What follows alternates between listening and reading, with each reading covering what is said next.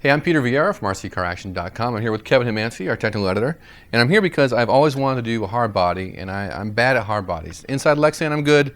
Outside, on a polystyrene body, awful every time. But Kevin is the king, and he's got this Bondo creation going. Kevin, what is up with this body? This is a Tamiya F-350 body that I started off with, and I actually took two cabs, cut the front off of one and the rear off another, and joined them to make an extra cab. Because that's actually what I drive, is an extra cab truck, and I wanted to make one similar to that. All right, so this is the rear half of one body, the front half of another, and if you look here, you can actually see this section of the window is this section right here from the other body, and then right here is where the handle used to be. And on the inside, I use strips of plastic on the joint to strengthen it up so that it won't crack in the future. It looks like you've got some mounts here too, Kev, that you covered up with Bondo.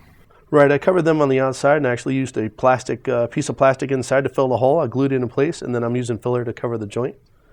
And then on the hood here, this center section is basically another hood. And I took a different hood from another truck body and I cut it into 3 sections. And I used those to make the cowl induction part of the hood. Out here, these pieces here are actually these sections here. And this is actually the center of the hood. And I glued them all together and fill them with Bondo.